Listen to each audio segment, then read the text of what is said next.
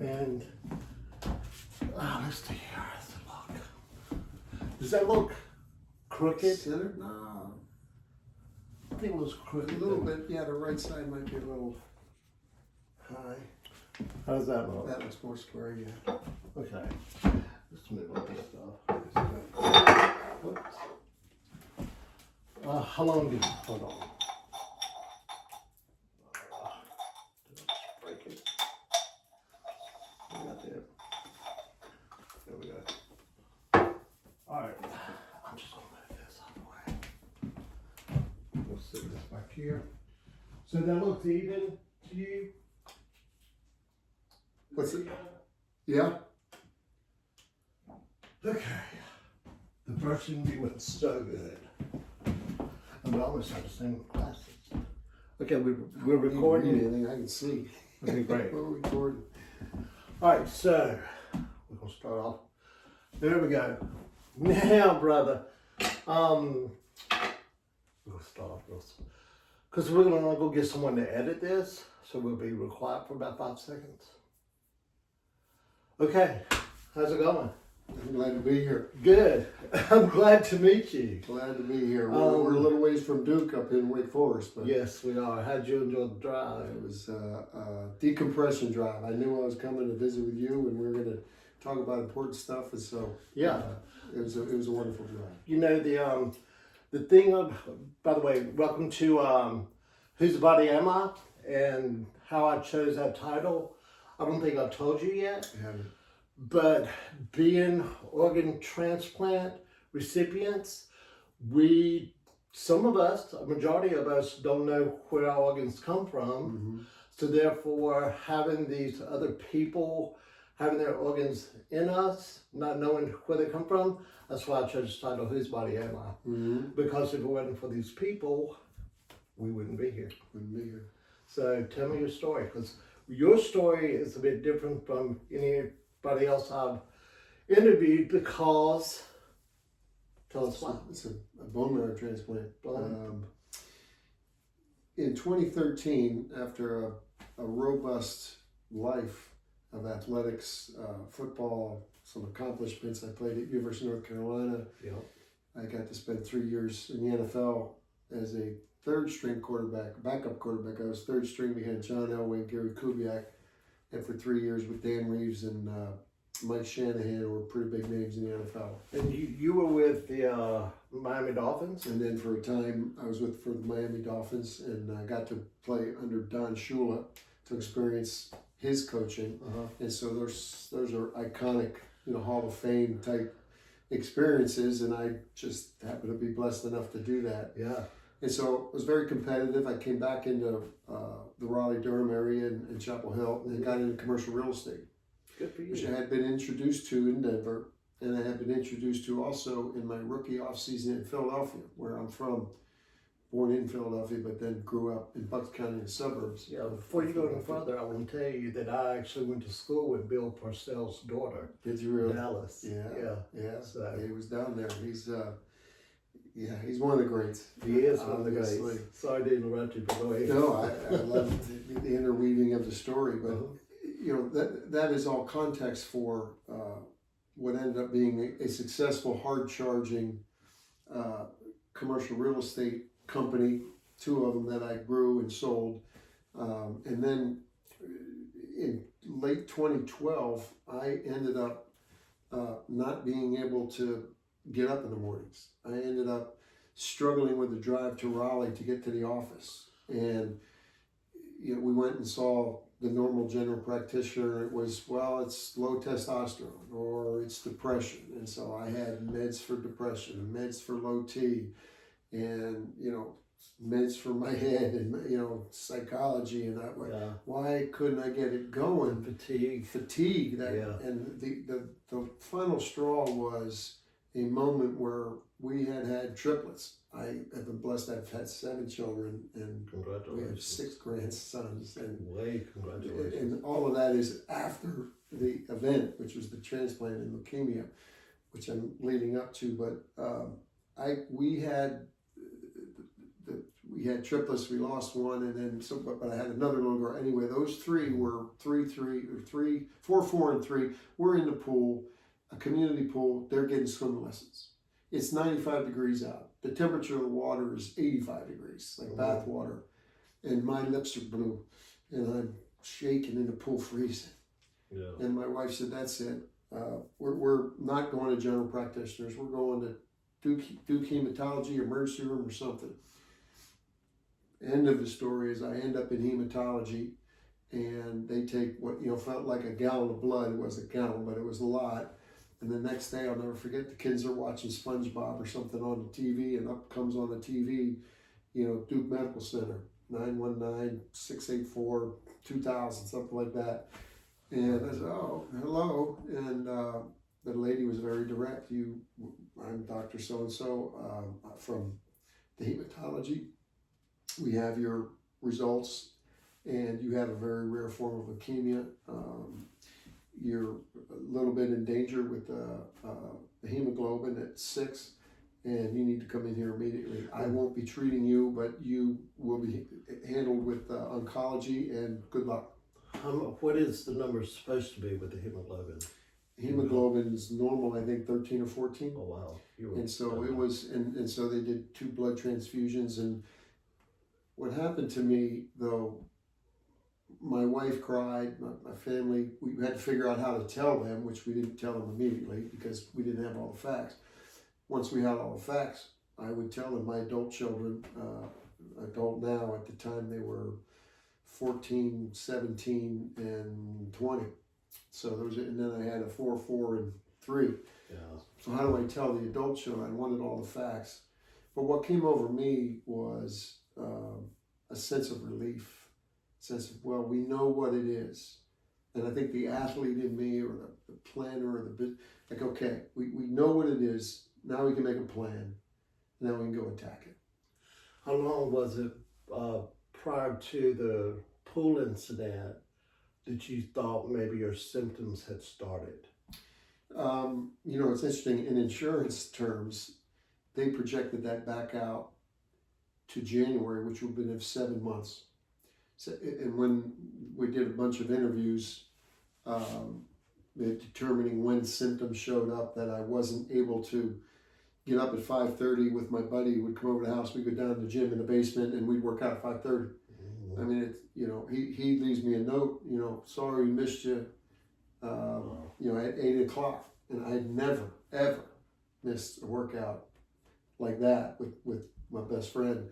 And so that was kind of the first sign, like I just couldn't get up, like I can't get going. Right. Isn't it amazing how fatigue, it being part of my problem also, but we don't get it yet because it just seems so normal with your everyday life, but your body is talking to you right there from the beginning, but yet we're not listening to it. Yeah. Mine started about 2 years or a little bit more prior to the date that I actually went into the hospital. Okay. With your situation, I don't know if they give you any kind of charting of how, well, you said you were 6 the hemoglobin. Yeah. We went by MELD numbers with liver transplants. Okay. 0 to 40, 0 to 6 normal, 40 being mortality. My number was 43. So I was right, I had 3 weeks or less to live. So they moved me from being here at the house to immediately in the hospital, transferred me from one hospital after 1 week of getting my kidneys going after they had stopped to Duke. Thank God we've got Duke, right? Amen. That I got moved to the top of the list, and within 3 weeks I had my liver. So speaking of, yes, no. Speaking of that, tell me, me going through what I went through and what you went through was totally different. Tell me more about once you got into the hospital, how it all happened and how it ran. So in the hospital was the transfusions. I'm not sure I stayed overnight when I got the diagnosis, but I would, come back every day. It was a doctor that It's Dr. Lanesa, who within my first 6 months of treatment actually left the hospital to practice elsewhere. And I was his assistant, Dr. Brander, or his co-doctor, is who would treat me in oncology. And Dr. Lanesa, I had my brother and my oldest daughter in the room. My wife, Kate, had been probably attending to the kids, but Dr. Lanesa came in, and I remember this clear as day. He said, "This is a terminal illness." And, you know, I said, "How long?" He said, 6 months, 1 year, 2 years. We don't have a cure for it. He said, "But if you were going to get this CLL 17P with a 53 deletion, some jargon like that, this would be the time, you know, in history, because we have some drugs in the pipeline, some miracle drugs. And so I'm going to use, I remember the name rituximab. I'm going to use that as a bridge to get to some of these trials." And that, I said, okay, well, that's a plan. And so, and my daughter and my brother heard it. I'm not keeping it to myself. I didn't want to, you know, it wasn't my cancer. It wasn't mine. I don't own it. I never claimed it. It's a foreign agent in my body. I don't ever say my cancer, the cancer. And I'm not the only one experiencing the effect of it. My whole family was going to experience it. And so I was fairly adamant about making sure they were along for the journey, and they knew that if they could come to any doctor appointment and they could read any report, they were going to get what I knew.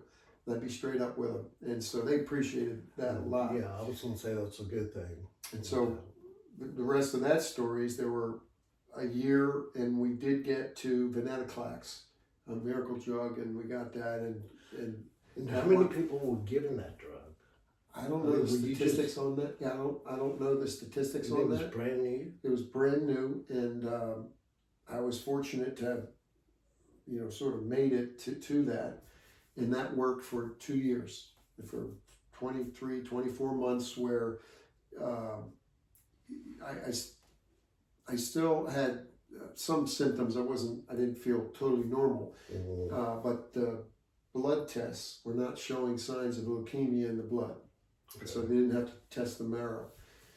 But then it did. And I'm not even sure I felt, you know, any worse, but they saw it in the flow of the marrow and of the blood. They saw the CLL and said, we got to do something different, because so it came back. It's not working anymore. Yeah. Okay, what's the plan? Well, the plan was to get to the next, which was called ibutramine. I think I have them in the right order, but the two drugs were venetoclax, and then I believe it was ibutramine, and that came in, and we're, you know, holding our breath and see if this is going to, you know, knock the flow of the CLL of the cells in the blood flow, and it did.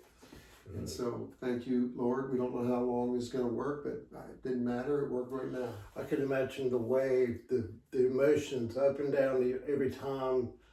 It working the first time, whatever the name that was, I'm not going to be able to keep up the name. Then coming down, going to not working. Yeah. How it may have affected the family, especially, I mean, not just your kids, but especially your wife. And good for you and good for her, because then this is the day we go to the hospital. Yes. Because if you had waited much longer. No, it could have been fatal, and we could have recovered from that. But and my wife, I can't say enough about, you know, your primary care provider at home. Mm-hmm. And she had the 3, you know, toddlers and me. Scary. And so I would have to also give credit to my sister's daughter, who was my goddaughter. She came from, I believe, Colorado, and she came to live with us for 2 years. And she was an incredible part of our journey of helping with the kids and allowing Kate to be with me.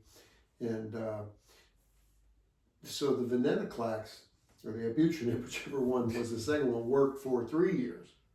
Wow. So that got us to 2018 at the time. And that was a new drug also? That was a new drug. And then it stopped working. And similarly, they saw, I think, you know, leukemia in the cells. Or in the blood. They said, I remember Dr. Brander called and left a message, or her assistant could you come in tomorrow at lunchtime?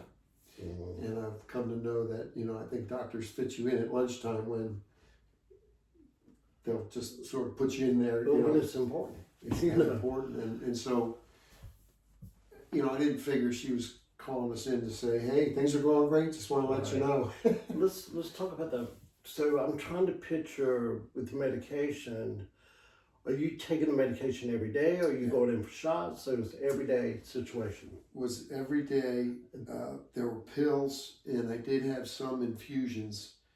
I don't recall, I would have to go back and understand the exact protocols, but one of the results was that I got up to 270 pounds. As an athlete, I was a 200-pound quarterback. 270 pounds was, when you look at the pictures, you can tell there were steroids involved. So that was the medication causing you to gain all the weight.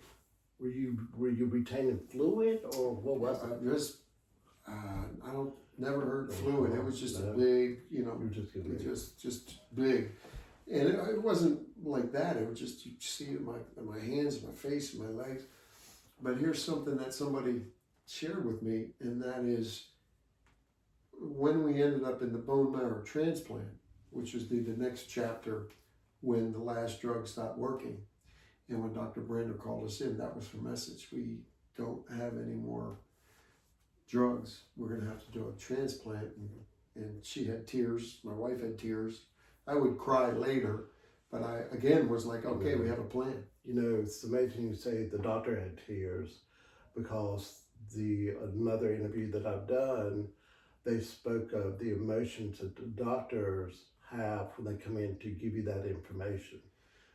I can't Could you imagine? Yeah. Being them, and Dr. Brander had a daughter and was celebrating another daughter, and there was her life, and she knew of me and Kate and our children, and we shared that. You talk about that with the best doctors, I think.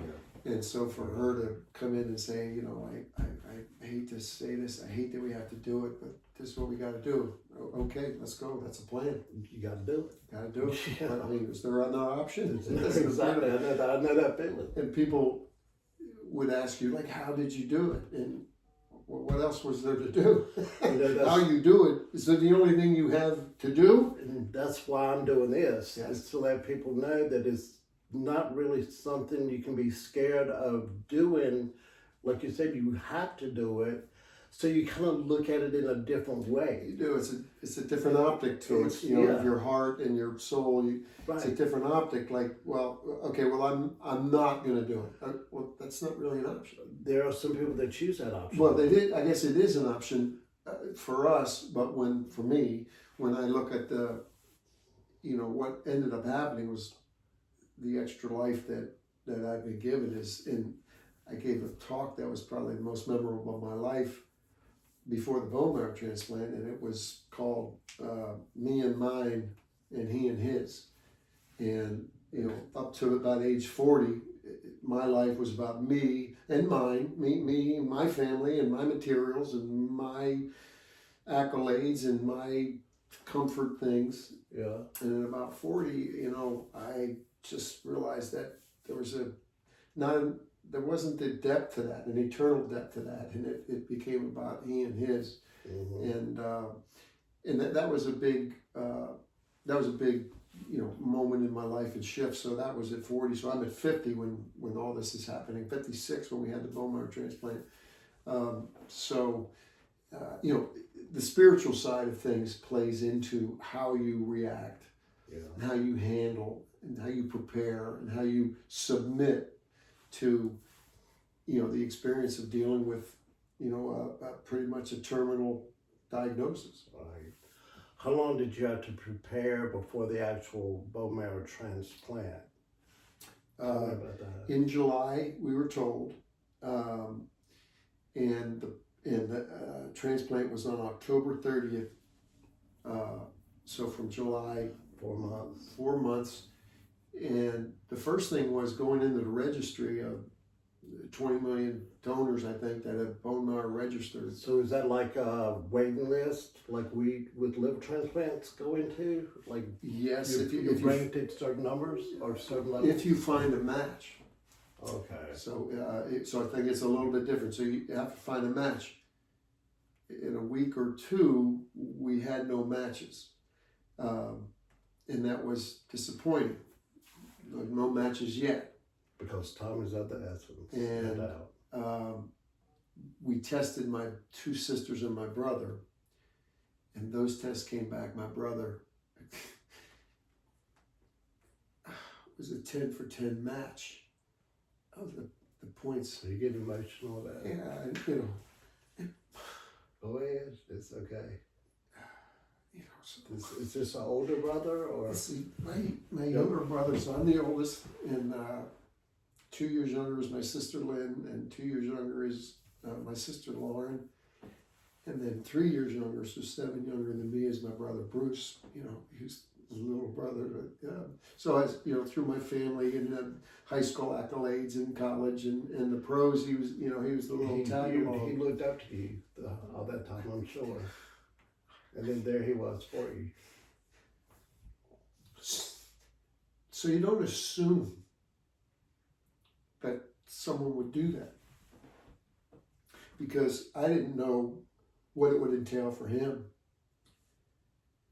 You know, so I had to ask him, and I think I'm accurate in this. I think historically bone marrow transplants were painful in that they went into the hip and the marrow, extracted marrow, and yeah.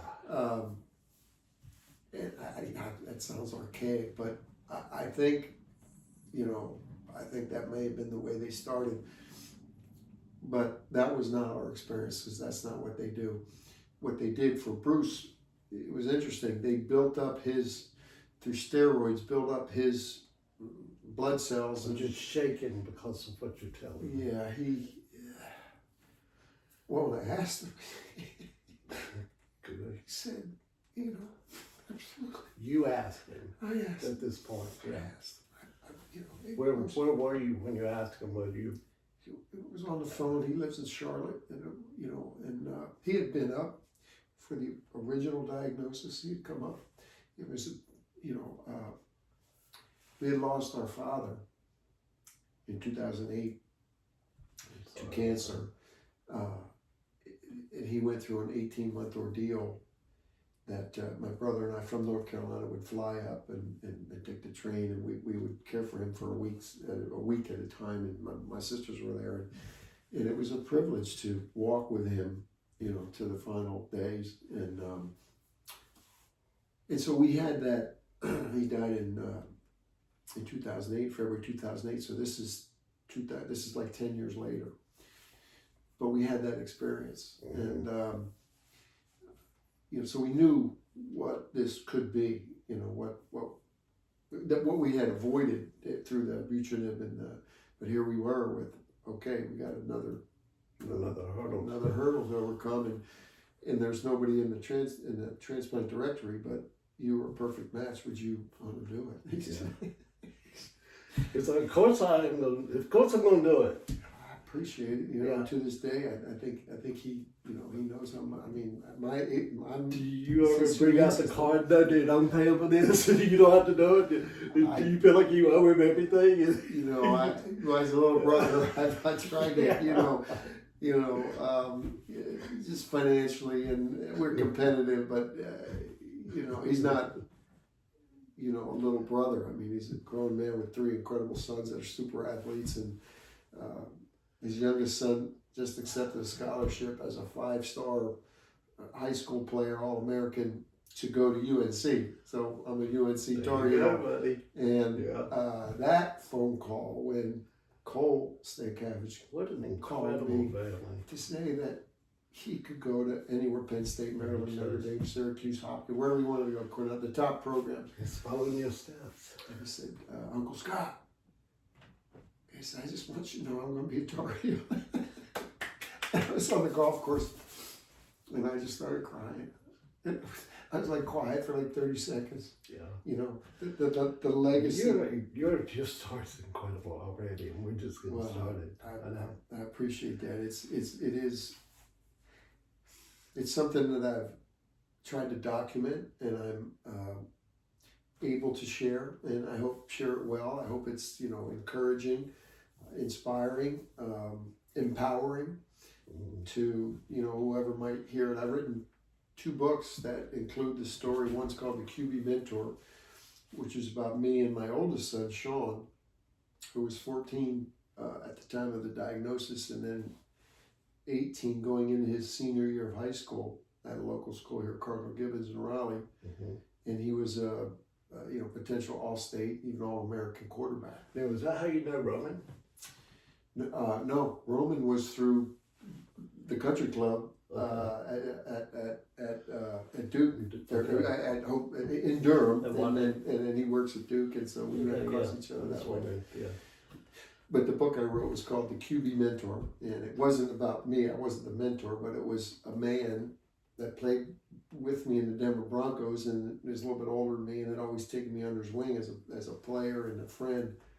He was raised in Durham, and he was retired in Durham, and he saw my son Sean, and he got involved in this father-son coming of age story about my son, you know, overcoming issues. He ended up at Vanderbilt scholarship to play quarterback, but getting there, he had to overcome his dad saying, "Hey, son, I have a terminal cancer, but we're going to deal with it. Now you go play football." How are you doing now? Now I am in what Dr. Sarah Tops, my doctor, would say, a deep remission. They can't see it. I don't think they're looking too hard, but they don't have to go into the marrow to check for it because there's no sign of it in the blood. And the counts are good. The health is good. Way to go, little brother. Yeah. So hey, I'm on his immune system now. My doctor scolds me about suntan and sun and you know, alcohol or have a cigar. You know, she looks at me like, "Why? We saved your life here a couple times. You know, why would you put yourself in jeopardy?" And I have to respect that. That's so true. Let's get back to the actual bone marrow transplant. You said your kid brother had to do what again? So he said, "I'm in. What do I need to do?" And so it was 30 or 45 days before the date that we set for the transplant. October 30th was he would come up, and he got shots, and it was to grow his immune system for extra. Wow. Simultaneously, there was chemo where they're killing my whole immune system. Because I've got another story that this guy has told me. They were getting him prepared, him being well, they were building his immune system up because he was about to get sick. And you're about to get better. So is that how to look at it? Yes, you can. I'm sure he had to be concerned about it. This is an unknown. You're going to give me these steroids, and what am I going to feel like? And I don't think anybody ever answered that for him. But he endured it, went through it. I think he, there were issues that he didn't feel quite right. And that being said, that's another reason why I'm doing this, because I want people to hear what it's actually like going through it. Because when we're in the hospital, our doctors are talking to us about everything they know and studied, but they actually hasn't gone through it. Yeah. So the pain and everything that we endure just to get to where we are today, it's a lot of it. Yeah, and when you say pain, it's not just physical pain. In fact, the physical pain, is over here. There's psychological pain. There's an emotional pain. There's a fear factor of what the PTSD. Yes. Yeah. After the transplant, that was a big issue. Yeah. For me, and to finish on the story about Bruce, immune system up. Right. My remembrance and experience is the killing of my immune system, the cleaning out of my immune system was hard on a patient, because that's just poison they're putting in to kill stuff. Which they're putting in to kill the cancer, but now they're putting it in to kill the whole immune system. We don't want any immune system, because one of the concerns in the first 30 days, 60 days, 6 months, 12 months is what's called graft versus host, where your old immune system in your body says, I reject this new immune system. Okay, yeah. And that failure, is terminal. And so that's the fingers crossed, as soon as we get it. So, and it could be some extraordinary reactions to that are not pleasant.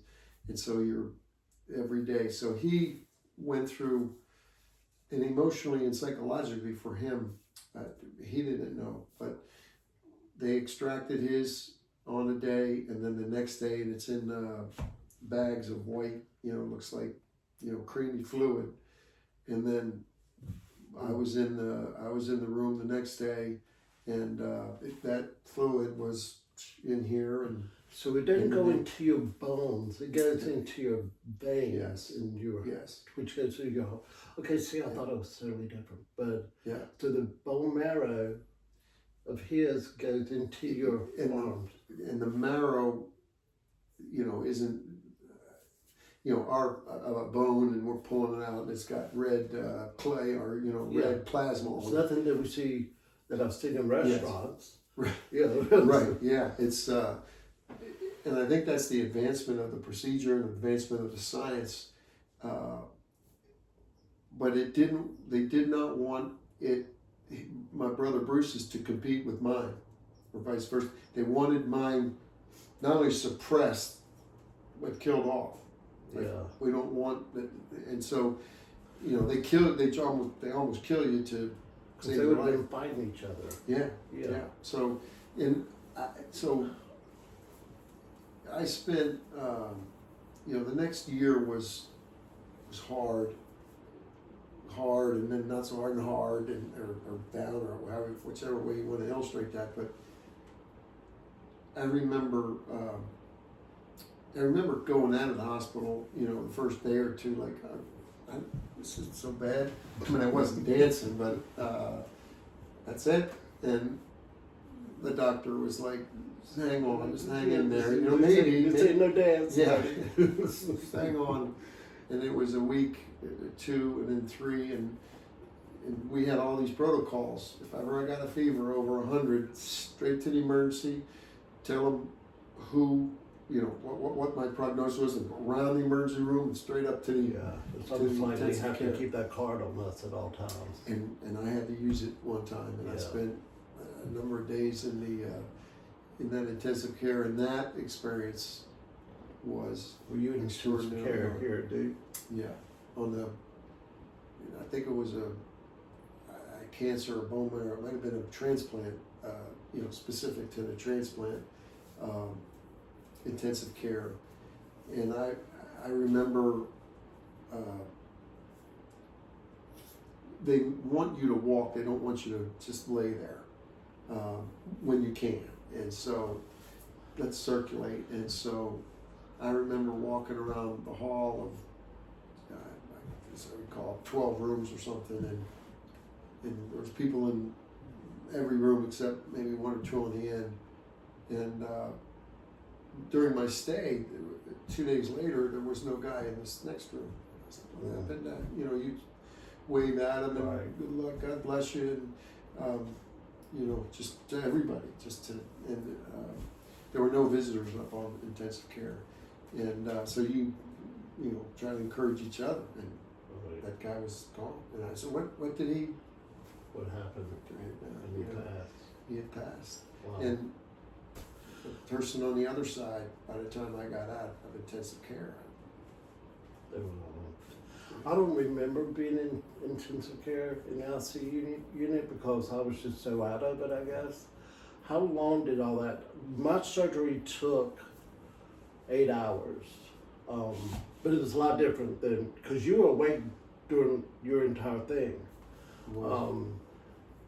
So I can't imagine this big difference between our experiences. Yeah, and I mean, And I didn't, transplant of a whole system versus a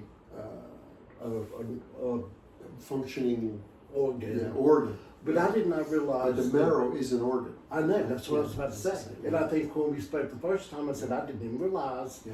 A lot of people might not even know that. So that it is actually someone else's tissue coming into your system. Yeah. That being said, are you on anti-rejection medicine for the rest of your life? I'm not on anything that I'm not on any rejection medicine, but that is the GVHD, graft versus host disease, is the first check-in when I go every other month or now every Just see if third you're month. rejected. Yeah, to see if there's something. Your skin will react. Your stomach can react. There's neuropathy that I have so there's various things that they are always swelling. They're always asking me and checking me for these things, and it's interesting. My appointments now are I just go in and give all my complaints, and I felt bad about that. I'm like, doctor, I just come in here and tell you. They're like, we want them. Be honest. Be honest. I want them. That's what you're here to do, because if you say something that we can help with, or that can tell us something to do, we need that. Versus, I've been feeling this for a month, I just didn't tell you. That would be dumb. Do you have a case manager or team that you go to or that you speak with that's there for you for the rest of your life? Dr. Sarantopoulos is the head of blood cancers at Duke, and she's the best.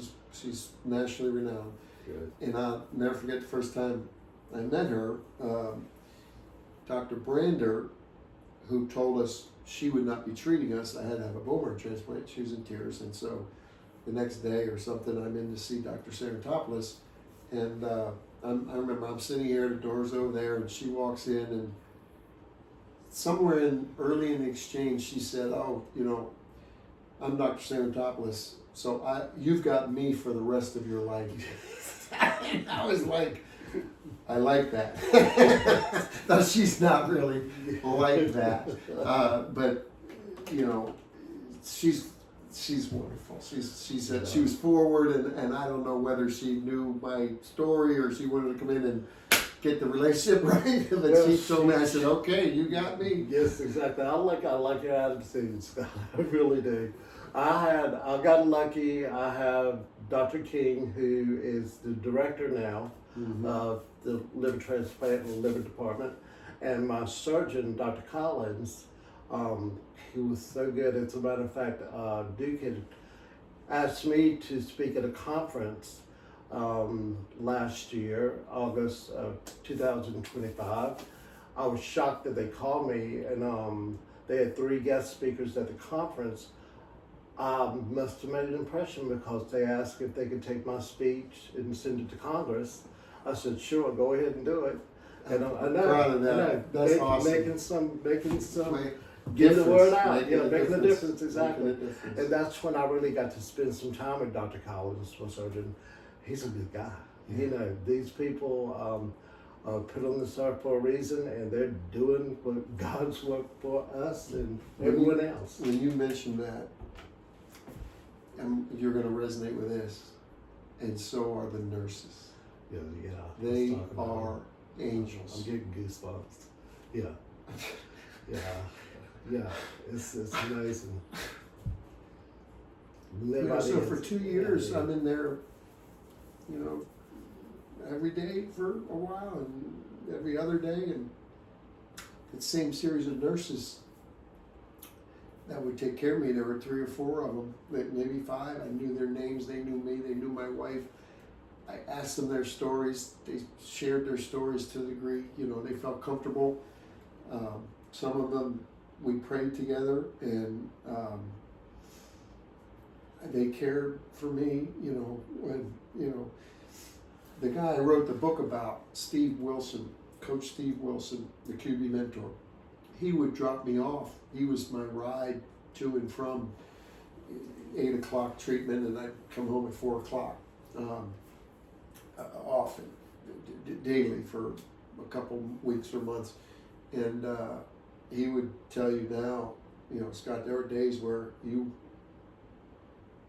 you walked in there, and I didn't know if I was going to pick you up at 4. Yeah. And there were days you came out and got in the car and plopped on the seat and I helped you down. Well, I didn't know if I was going to need to get you the next morning. And, you know, and Do you remember those days? They did it? No, I do. And I do. The And I struggle. didn't want,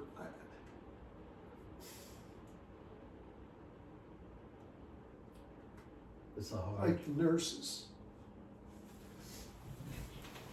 you just trust people. The nurses, Coach Wilson, my wife, so much with, I'm not trying to put on any false strength. You know, yeah, I might not be here tomorrow. Right. And that's gonna be okay. I prefer that I'm here, but I'm here now. Right. And that's okay for them to see that. And for, I think why I got choked up was there were no pretenses for me. I'm sharing with you how I feel, how I look. I'm not the nurses. You know, your clothes. You know, you're not wearing anything, and they give you a shot, or I don't care. Where you get to a point where you are in their hands, and I was in the hospital for 52 days, so the care that those good nurses gave to me, we're both going to get emotional. It was like something I will probably never see again unless I'm back in the hospital, and I don't know a better way to put it, but they did for me what I never thought a stranger could ever do. And I couldn't walk. The emotions, I'll never forget when I was first starting to learn how to walk again. I had a PT instructor come in. I wish I remembered her name, but I could not get out of bed. I had to learn how to do that, and the strength it takes to even learn how to do all that again, it's incredible. And then the day that I actually got myself out of my bed into this machine, I call it my Sigourney Weaver, because if you recall from the movie, she had to get into that contraption to help as she walked and fought the alien. It reminded me much of that. So in order to get up out of the bed into that contraption, the way she reacted when I did it for the first time, she said, "You can do it, you can do it, you can do it." And when I did it, she slapped the floor so hard and it was so loud, I thought, what is she doing? But yet I had achieved my first step to doing what I'm doing today. And to have those people by our sides, giving it all, from them giving us all they've got, that's why we're here. And people need to realize, and they've heard it over and over and over again, the nurses, the PT instructors, the occupational therapists, there's a large number of people there at Duke that are doing such a great job, and I thank them every day. And I would never forget them. I won't. The experiences that they give. Yeah. Yeah, right, exactly. Yeah, exactly. Yeah. Mm-hmm.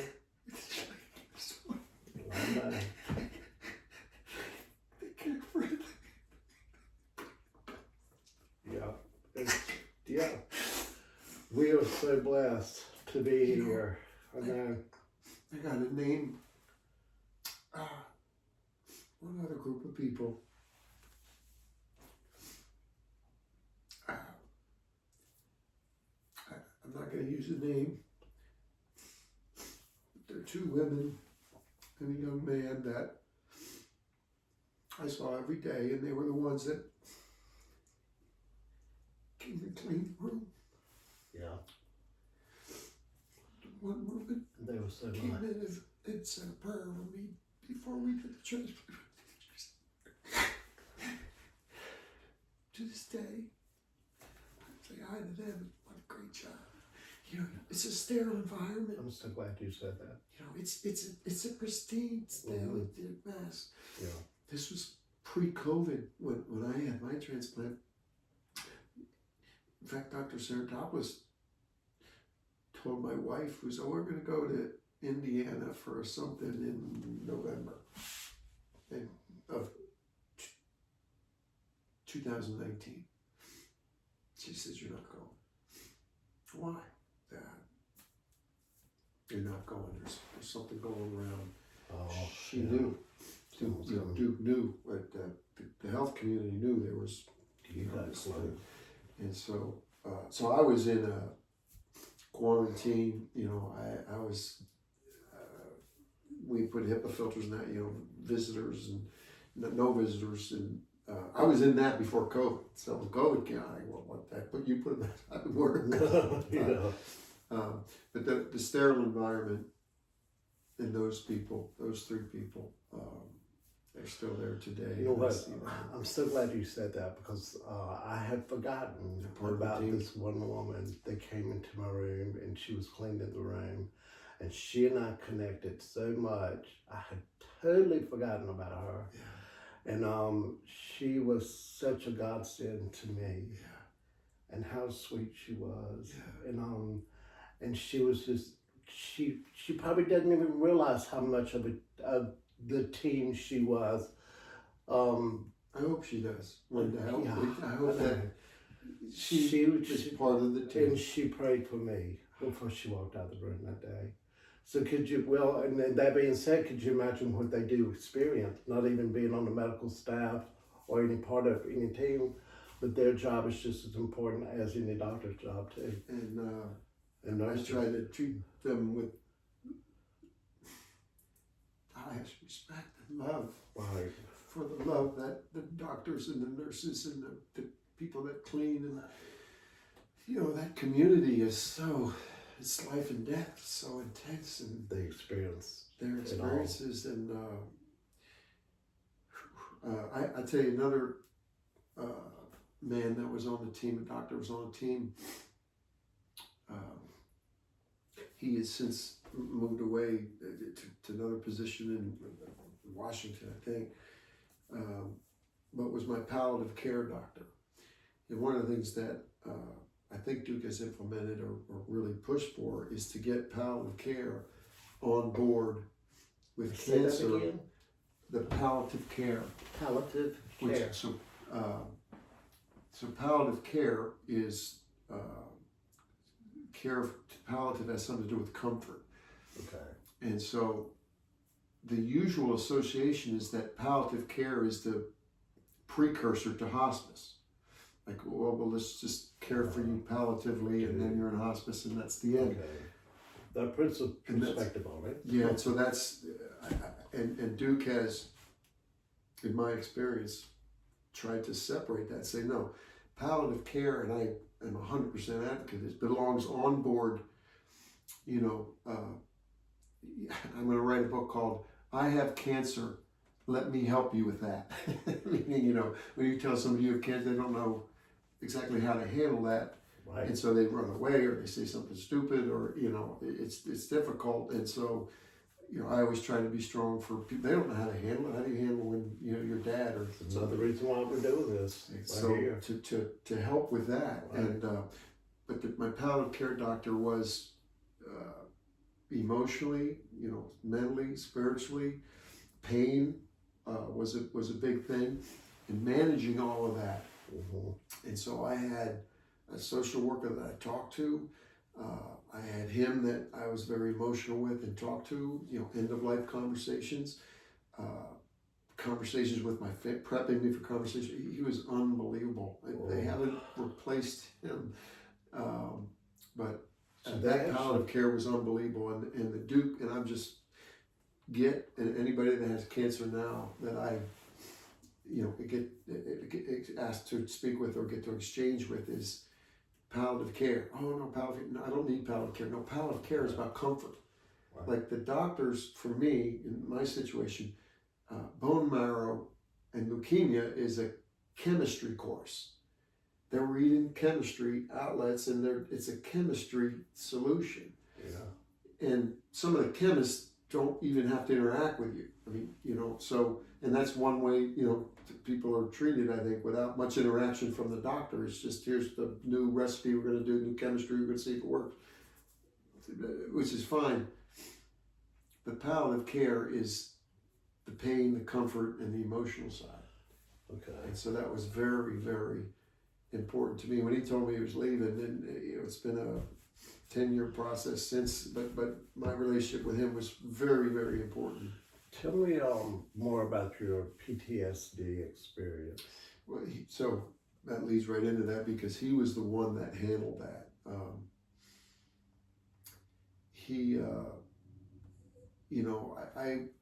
PTSD, the intensive care experience, and then at home, the physical pain doesn't seem like the right word. Suffering, but we're almost at Easter. Suffering, that's suffering. I don't think I suffered, like that, but somewhere between pain and suffering at a level that I don't have a word for. Yeah. And there was a darkness with it that, I have said to people and in the blog and in some talks, it wasn't day to day. It wasn't hour to hour. It wasn't minute to minute. It wasn't even breath to breath. It was inhale. Thank you. Exhale. That was the measurement of time. Was just to complete an inhale with gratitude, and then an exhale.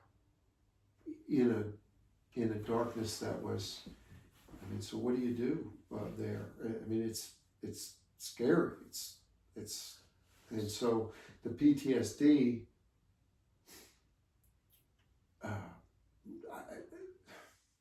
those were the things I shared with my palliative care doctor, and the symptoms were explosiveness. If I heard a loud noise, something dropped, I would scream, jump, and impatience, and moodiness, and disproportionate response, serious, strong, over the top, disproportionate response. And I remember going, I don't, this isn't me. Yeah. And I don't like it. My family doesn't like it. I'm hurting the people that are caring for me. Yeah, I think my experience was, and I haven't told many people this, and I'm about to tell it all. And I've spoken to them once, and then they led me to someone else to speak to. But since I came so close to death, I have had this experience of, without being getting too emotional at all, try not to, fearing the people around me dying. And after when I've been through the actual surgery, going through this layer of skin, another layer of tissue, going through all your muscle, being stretched wide open, coming so close to dying, I had the fear of my closest, the people that I love, dying, and I can almost imagine it till I can understand maybe what you're saying. You feel it, you can almost see it happening, but you have to stop yourself from thinking it. Yeah, and then you have to do things to put you back to normal. And it's pretty crazy. It's hard to explain. It is. And but when I spoke to the psychologist about it, he pretty much told me I was doing what I needed to do to try to get myself through it when it does happen. And it was happening a lot at one point. Now I still have it, but I have this thing that I do, and I won't share it with anyone, to help me get through it and level myself out. That's a good way. I'm glad you did that. To bring myself back down. In my experience, there were like panic attacks and anxiety attacks, and there were thoughts that go with them which are not healthy. And they're so vivid. Yes.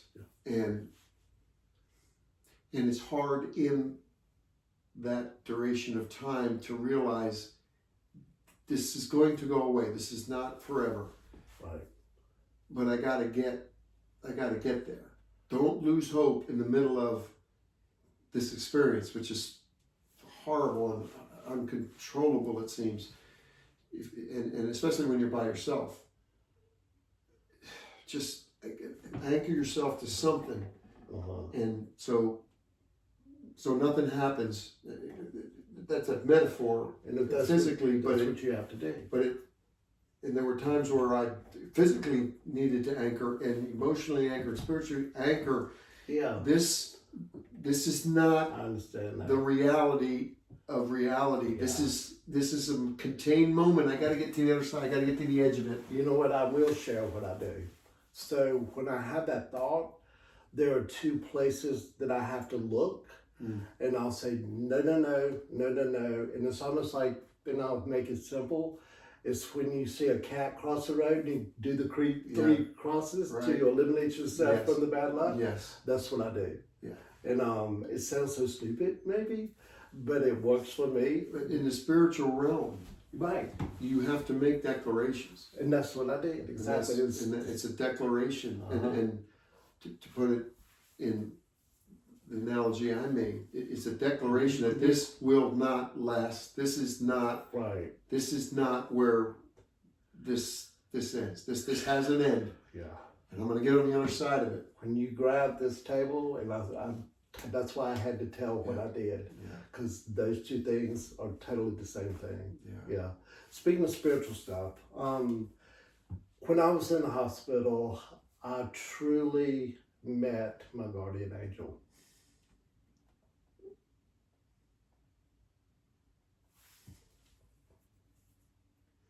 That's powerful. She was there for me, and I know exactly what she looks like. I had conversations with her. At one point, I told Malcolm, she had left the room one day, and I said, Malcolm, I think she's got a crush on me. And I said, what's going on?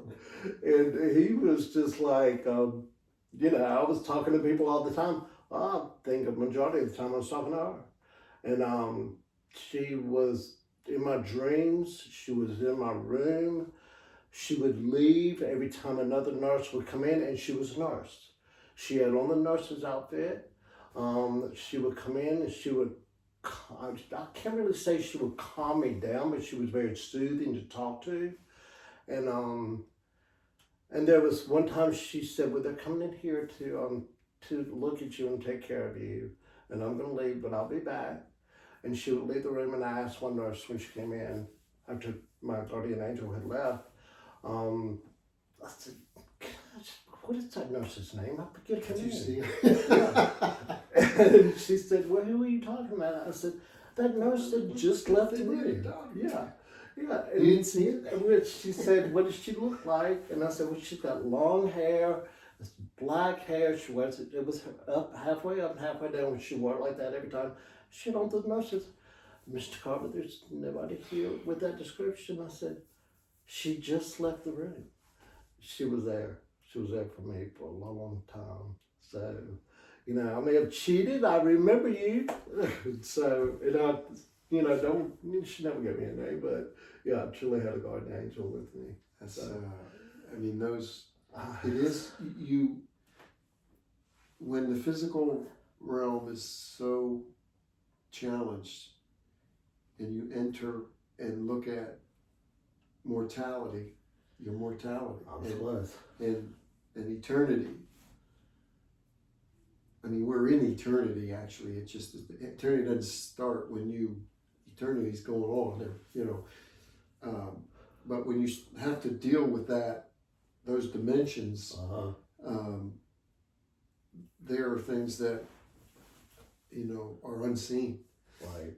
And, that's a biblical statement that, we believe in things that are not seen. And so I completely truly believe in the spirit world. No doubt. Yeah, it's there. I've seen it. It's just real. It's real. It's to experience it. It's when My probably deepest one was, it was an inhale to exhale, middle of the night moment, and it was so dark. Yeah, crankcase oil dark. That's all there was. It was thick. It was a thick darkness. That's all there was. That's all there is. But down here was a light. It was like a, it was bright. It didn't like move, or it just was there. I'm like, I was like, really? Is that true? Well, either it is or it isn't. And if it isn't, then this is what's true. And I just remember going, I don't really understand that. right. And Christianity and my faith, I don't. But you were so aware of it. And I just said yes. Well, I have two choices in this particular schematic. That was everything. The whole world, that was everything. I was just like, okay, well, I'm gonna believe it. I don't understand all that. But I would believe that. And from that, I sort of anchored on that, like that's there. It's true. That's funny you say that. My mother has the same kind of story that she used to tell about this ball of light that would appear with her. And yeah, we're totally being guarded by a lot of more things that we see. Yeah. Getting back to your bone marrow transplant, how often are you going in now? Now it's every 3 months. I could stretch to 4 months. They just, the emphasis on, we want to see it before you tell us about it. And before I go in and say, really, we want to see it, so we're going to keep checking for the rest of your life. It's not gone. It's dormant. We knocked it all the way down, and we have tools. If it shows up, we have tools. We have plenty of tools. Drugs. We have plenty of tools. So you let us know. Like, I need your complaints, and I just feel so comfortable with that. I'll just share something with you. You haven't shared what year was your transplant. I am at 2. I'll be. My anniversary date is coming up in 2 years. Wow. So it's fresh when you talk about it at 2 years, 2-year anniversary. So you're still recovering, babe. And but I would share this with you. So my diagnosis was 13 years ago in 2013. My transplant was at the end of 18. So we're coming up on, in October it'll be 8 years. So I'm 7.5 years. But I mean, it doesn't feel any different to me emotionally than 2 years. Right, thank you. 1 year, yes, because 1 year I was having symptoms to overcome and things to overcome. But at 2 years, okay, looking good, thumbs up, feeling better. I remember shaking and saying, boy, Lord, if I could ever play golf again. And I'm just sitting like this, and now I'm playing golf. So that's a big difference, but mentally and emotionally, I'm not in it, but I wouldn't be able to discount, let me say it this way, I wouldn't discount you to say, well, my transplant was 10 years ago, and we're having this conversation, and here was my experience. There would be no discount for the number of years ago. Exactly. And I'm not asking that, anybody doesn't discount me, but I've talked to the doctors about it. Like, I still feel like, it was last year, 2 years ago. Right. And here's how I feel today. And, there's been a number of visits and years, and they pile up, and that's great. But for some reason, the years don't create distance. Does that make sense? Yes, it does, because it's still there. Yeah. It's never going to be a distance from what's still currently inside of you. Yeah. That's why I live with, and I like to call it my liver, but it's not my liver. Mm-hmm. It's this other person inside of me that I carry around every day So it's not ever going to be a distance of years. It's going to be there today. That's exactly. And you yeah. cannot get, I'm not going to get If rid it's of it. 20 years, it's still here. there, and it, Yeah. it wasn't yours. It's still is present. It mine now. It wasn't originally, but it is Right, now. And right. so then you've got this physical versus spiritual, and Right. but that time, the measure of time as a linear thing, gets to be abstract to a degree. Right, which is one of the reasons why the name of this podcast is Whose Body Am I? Yeah. Because we have, you knowing your donor, Mm-hmm. and thank you for sharing those tears and that emotion and that connection that you have Yeah. with your donor, it being your younger brother. With me, I have sent letters. I have sent a letter to my donor family through Honor Bridge. I don't know if you know anything about Honor Bridge, which is the third party that gets the letters that we send, and they send it to Request, yeah. to the donor family, and then then they'll contact us and let us know, hey, the donor family has received your letter. My 1 year anniversary, I did send them a nice card. I'm going to continue doing that. How could I not? Yeah. That's my personal Gratitude, experience, but I do hope one day to meet my donor family, because I want to learn more about this person that made the best decision that anyone can make. Life.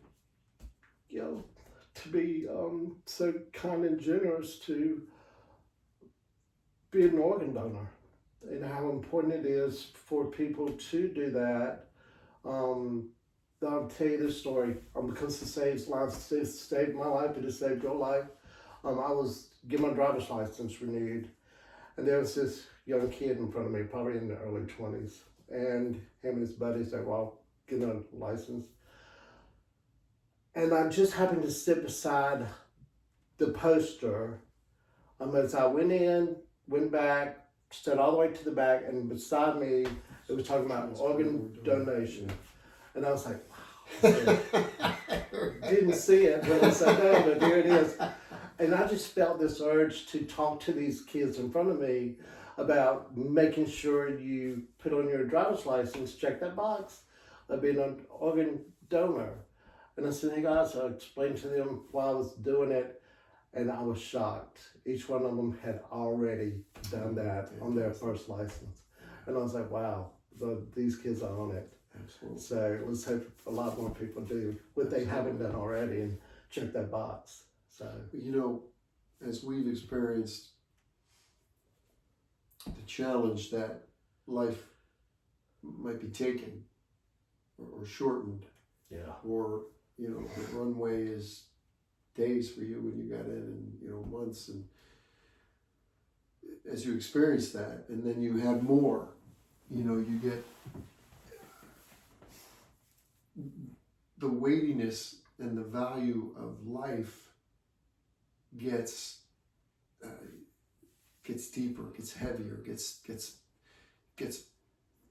expands, and so when you said the most, teared you up, and the most incredible thing, generous thing, somebody can use my life to give life, and that's what they did, and in the bone marrow transplant situation, my brother, and I mean, what, when you start thinking about the value of life, like what more value can a life be than to pass on life, than to give life? And that's such a high, there's what biblically, what greater thing to do than to give up one's life for another? Okay, well, what greater life than to use your life to give life to another? I don't know, is that a seesaw or an equilibrium? I don't know, but I think they're talking somehow about the same thing. I just, wrestle's not the right word, but I've engaged that continuum, and I'll share with you something that's important to me, and I share it with unusual people if we get in an exchange, and it's this. I encourage people, be susceptible to spontaneous tears our tears were available. To spontaneous joy, Yeah. just filled with joy. To spontaneous beauty, Thank you very spontaneous beauty. Exactly. To spontaneous prayer, just Lord, to spontaneous gratitude, just to be, allow yourself spontaneously to be overwhelmed in music, in song, spontaneous singing, spontaneous dancing, just be happy. Just to be happy, to appreciate. Do you know breathing in and breathing out is a gift, and how many of them we get? I mean, and so what was your problem again? We're talking about almost dying. And what was your problem? You missed a deal at work, or what was it? So you didn't play well in golf, or what was your problem again? Yeah, I just, on my Facebook, I just started doing Facebook. And just here recently, I think it was Sunday, I posted, I forget what my tag said, but it was something very similar. It was exactly like that. And I had taken pictures just on my way to the grocery store and back. And those exact things you just said. Pictures of the small things that people don't see that are so beautiful to us right now. And just open up and just enjoy the beauty around you. The birds, just just use all your senses and let it overwhelm you. Yeah. Just in the moment. Scott, this is awesome. You can move on and go pay the bills and go pick up what you need to pick up and do what needs to be done. But do it with filled up with a sense of joy and gratitude and spontaneity, and this too shall pass, and I just try to make sure that's the fuel of the engine of my life are those things. And speaking of that, what is it that you're working on? I think you've told me a little something about something you're trying to get working on with Duke, or trying to work on. Yeah, I'd be, as part of my legacy, or a legacy, but Dr. Sarantopoulos, my immunologist, has shared with me some of the funding challenges of her lab, and even before the Doge and the cuts, early in my transplant, there was a situation where apparently there's a part of the lab or something that she didn't have that Harvard has or Hopkins has. And it would benefit her to save more lives if she had it. And I don't know what the technicality of that is, but being sick, but now, not being sick, I'm just of the mind and heart that, like, wouldn't it be meaningful if I could be part of something to raise money for something significant for a lab that helps Duke save more lives, like it saved mine. And so I have an interest in that, and I've talked to some people, and I don't know how to do that yet, and we don't, but we've talked about it. It may be maybe a non-traditional something, but I think there's alignment in what we have and what we don't have, and how do we use what we have and maybe something else to acquire what we don't have. What we don't have is finance, but we have, we have relationship capital, we have unique skill sets, we have incredible heroic stories of patients and the doctors and the serve, and the need is clearly identified. It's that. How do you use all of that to acquire the financial capital? The four elements of value there were unique skill set and identity and relationship capital and financial capital. We have 3 out of the 4. How do we align those in order to accomplish that? So I would find great joy in doing that. And I've met with some people. In fact, I was working on the way over here. It was serendipitous that I realized I was working on that project as I was this morning. as I know that I was coming to see you, and I didn't really put them together until kind of just this minute that like, oh, well, that was a coincidence. Yeah, exactly. Well, I thought it was pretty cool when a friend of mine said that she had met you, and we didn't even know each other yet, but yet so it's all coming together. And tomorrow, you're I meeting have with her. coffee with her. So when that happens, that serendipity, that coincidence, that to God, there's no coincidence, there's providence, and I'm in a sense of like, okay, we're in the right lane with those kind of things align. So I like the word alignment. I can see it happening right now. I can see it physically, you know, in the spiritual. I just am saying, okay, let's keep stepping that way because it seems to be ordained in some sense. So Scott, a pleasure. Right, I've enjoyed it. This has been so awesome. I've enjoyed it. But thank you for sharing your heart and stories, and we mixed our tears together a little bit. Yeah, and, I love it. And I think, you know, our goal was to somebody watches this or hears this, and they get a sense of, you know, they did it. I can do it too, and including the idea that I know I would be, in a sense, you would be available if anybody wanted to contact you or me or us or talk about it privately, confidentially. Yeah. But certain, you know, there's more than what we talked about. And I've had a number of those conversations and certainly be honored to do that. Hopefully, maybe I can put your information in the description of this particular episode. And we'll see where we go from it. Thank you for coming today, traveling this far and getting the word out. And once again, thanks for coming into our lives and letting us share this with you. And thank you for listening to this episode of Whose Body Am I? And stay tuned for the next one. Thank you. Thank you. Awesome. Well done, brother. Yeah, I appreciate it.